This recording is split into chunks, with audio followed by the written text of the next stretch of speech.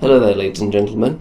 Seems like only yesterday that I was cracking open this Dark Angels Codex and sampling all the juicy goodness within, but now this one has burst onto the scene. So I'm going to do a quick comparison of the two of them, talk about some of the differences, and then I'm going to go through some of the changes to the individual units, particularly those that are going to affect me. First things first, in terms of thickness, you can see that the new book is slightly thicker than the old one. So maybe that means it's absolutely full to bursting with Dark Angel-y goodness. There's only one way to find out, so let's delve in, shall we? One thing that's notable is the similarity between the two pieces of artwork on the inside cover. You can get a good look at that one, and then boom! Obviously a different scene, but still has the same kind of green tint to it. But it's not a new piece of artwork by any means, because, as if by magic, look at that. Only a few pages into the old book, there's that same piece of art, but in full colour. The first part of the book, of course, you have the various backstory and fluff. The page on successor chapters here from the old book. In the new book, very, very similar. It just goes on to another page now. The old timeline and the new one, pretty much the same thing, just a bit of a snazzier background on it. Now, in the old book, we had quite a few pictures of the actual models. However, nothing compared to this new book. This is just full of pictures. Millions of them. As far as the eye can see. Going in that direction. Tons of them, so that's quite a bit of filler there. One interesting difference that seems to make things a little more convoluted when you want to find out information about the individual units.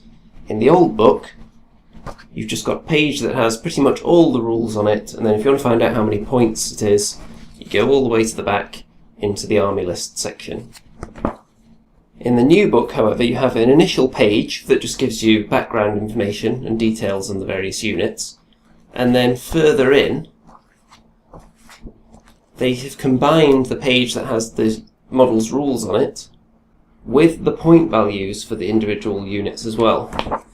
So in one sense it's easier because you've got everything for that unit on one page, but on the other hand you are having to flick through a lot more pages. They don't just have a compact army list at the back where you can just browse through all the different squads and look at all their point values.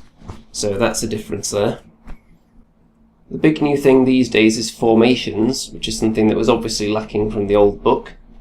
In this one you have various guidelines for building your force and special rules associated with creating it in a certain way, and it seems to lean towards taking a mixed force of the different wings rather than theming it around just one.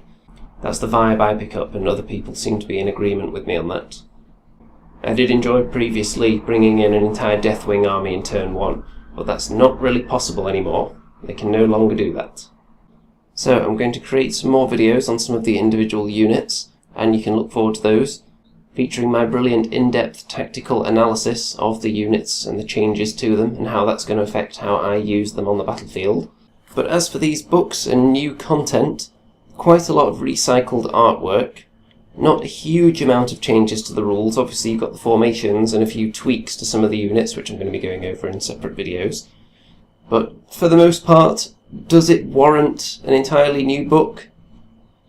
Debatable. Of course, there are a couple of things that it needed to bring it in line with the other armies nowadays, for example the formations and grav weaponry. We didn't get Centurions, but I'm not entirely concerned about that. I'm not too keen on the models. And we do have other unique units that the other Space Marine chapters don't have access to, so that's fair enough. Anyway, keep your eyes peeled, ladies and gentlemen, for more videos, and I'll catch you next time. Ta-ta for now.